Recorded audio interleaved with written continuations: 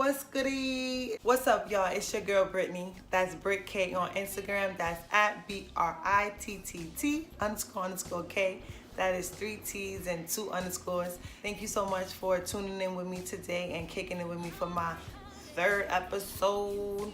I just want to thank y'all for liking and subscribing to my channel. And I want to say welcome to all my new subbies. We are up to 44 subscribers and this is the road to 100. And your girl is excited. I've been loving all of the comments you guys have been leaving me and all the feedback that I've been getting. We got some really great topics coming up ahead.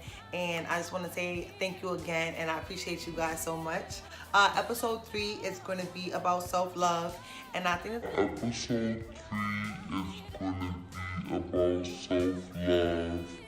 And I think that it's something important for us to discuss because we all need to give love, and as much as we need to give it, we need to receive it. Self-love is one of those things that's trending, and it's like hashtag self-love, and everybody is doing things and efforts in regards to self-love, but like it's very easy to say than it is to do and to understand. I don't think that as many people that use the term or hear this term understand what it really means. Now, the meaning of self-love varies. It means different things to different people. To me, self-love is what it sounds like, inflicting love on myself.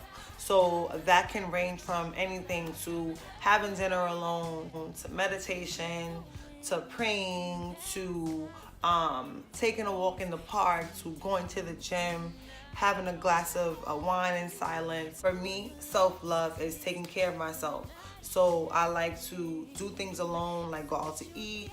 I like to shop alone. I like to take naps. I like to cook meals and have dinner alone sometimes when I am given that option, being as though I have a family. The list goes on and on and on. The other things that also fall under the category of self-love to me is, you know, instilling those affirmations in myself, doing the things that I love as far as following any dreams or any desires that I may have. Love is also allowing myself to freely love others without any limits. So that's doing good things for people that I don't know, doing good things for people that I do know, showing up every day, being the best me that I can be. You know, self-love to me is representing who I am and what it is that I want to stand for. So what I stand for is a black woman, a young black woman, a young black woman who is a mom, a young black woman who is a mother, and also an entrepreneur, a young black woman who is a mom, an entrepreneur, and a daughter,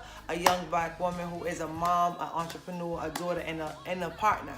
That is what self-love is to me. The reason why I said that it's not as natural and as general as it may seem is because, believe it or not, a lot of people do not know how to love themselves. A lot of people do not know how to tell someone when they're offended by them. A lot of people do not know how to walk out of toxic relationships. A lot of people do not know how to take care of themselves. A lot of people put things off for themselves. You've been having tooth pain and you need to go to the dentist, but things keep arising like, oh, I don't want to go to the dentist on Monday because, you know, this really big meeting is happening at work. And I don't want to go to the dentist on Tuesday because my daughter has a ballet recital. And I don't want to go to the dentist on Wednesday because my boyfriend has a really important fashion show. That is a part of neglect to yourself because you're putting everyone else ahead of yourself, and that is a part of self-love. If you don't know when it's time to tap out and tap into yourself, then how are you loving yourself? It seems so stupid, and you guys are probably like, duh, this person is dumb. They probably just scared of the dentist, or maybe they don't got health insurance. But no, it's not that. It's that people do not know how to put themselves first. People say it often, as I did say before. You know, we say like, oh, put yourself first and self-love, but how many of us actually do it? Yeah, exactly. Another thing that comes with self-love is loving who you are without all of the glitz and the glamour. So that's me looking in the camera right now and saying, Brittany, you are amazing. I love you. That's without the eyelashes, without the lipstick, no hair, with straight hair, without the cute clothes that I like, whatever it is. That is just seeing your bare self, your natural self, and saying, you know what, I still love you, you're beautiful. That's a heavy, heavy, heavy concrete central part of self-love, loving who you are wholeheartedly without any additions.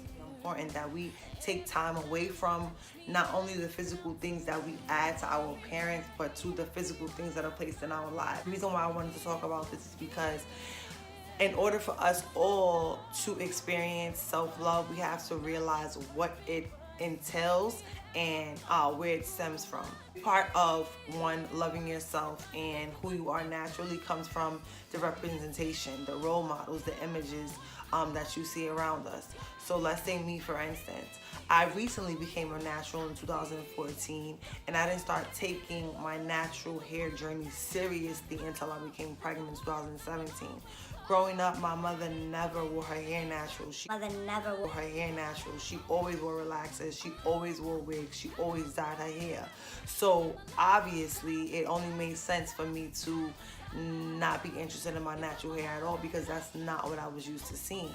If my mom, one of the most impactful and important women in my life at the time growing up, is a woman that I see all the time, every day. If I see her with orange hair, and I see her with blonde hair, and I see her with straight hair, and all types of hair except the hair that is hers, that she was naturally born with, why would I want to wear my natural hair? Exactly.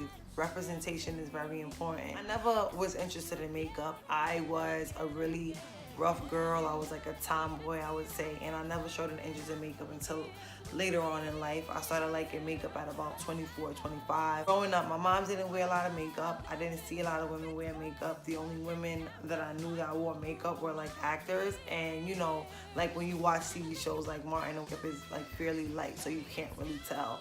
So that was good for me. What's bad for me now is that me being so into makeup, you know, doing makeup all the time, my daughter is always watching me. So now she's always mimicking me with the makeup brushes. She's always pushing the brushes to like cardboard boxes into like her other toys, and then I see her like in the mirror like patting it on her face. And granted, it is cute, but after a while she's gonna see it over and over and over again, and it conditions her to want to do what her mother does, you know. So at some point in time, you know, when she is a little older, obviously she's only 1 year old now, when she's a little bit older, I'm gonna have to have the conversation with her, like, you know what, mommy does love makeup, and it's okay if you like to wear makeup, but I also have to, you know, remind her to love herself. And the best way for you to teach someone is to lead them and to show them. So what I'm gonna have to do is, when she is a little older, I'm gonna have to let her see that, you know, I love makeup, but I don't wear makeup all the time, and I'm also comfortable in my own skin. The same thing goes for my hair. The same thing goes with the clothes that I wear. The same thing goes for the body that I am in. The same thing goes for like the food that I put in my body, the way I allow people to treat me, places that I go, the things that I watch on TV. And you know, those things are for my child to see, as well as for me to embody for myself. So it's very important for you to monitor and control or delete the things that do not work for you, for your life, for your mind, for your body, for your spirit. Those are all things that are casted under self-love. You cannot allow people to treat you out of turn and out of pocket. You cannot allow people to speak to you badly. You cannot allow yourself to have a poor diet, poor exercise routine. You cannot allow yourself to indulge in poor toxic relationships. All of those things fall under the self-love category. I thought that I should talk about this tonight because a lot of things are a journey. Happiness, love, individualization, those are all journeys, and I think that sometimes we get it confused and we think that it's a destination. And again, because self-love is just a thing right now and it's like trending on social media, I think people just think like, you know what, I'm gonna wear my hair natural, I'm gonna take the false eyelashes out tonight, and boom, there it is. Sis, I love me, I'm loving me. And it doesn't happen like that. It does not happen like that overnight. These things are a journey, they're a process. So it's the journey that you have to enjoy. It's the journey that you have to endure. It's not a destination. You don't just arrive at self-love, especially after you have been seeing and conditioning yourself to think otherwise for so long. The message that I want to give to you guys is be comfortable with yourself.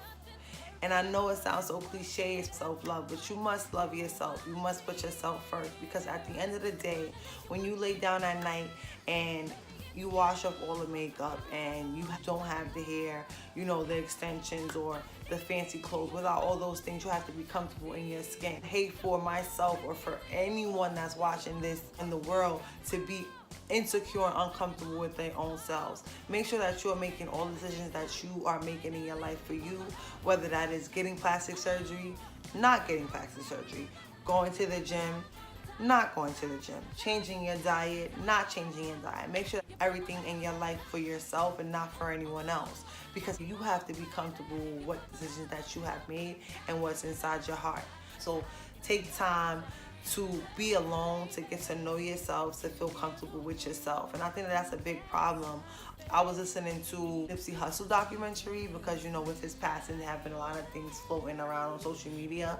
And something that he said to me, like many of the things that he said that stick with me, he said that the problem is that a lot of people are going out into the world and they don't know themselves. So when you go out to the world and, for example, my name is Brittany and some of my friends call me Kelly, and then some people call me B, and you get all these nicknames, or you get down with all these cliques and they're calling you Little Baby and they're calling you JJ Smalls and Biggie and whatever the nicknames is or whatever.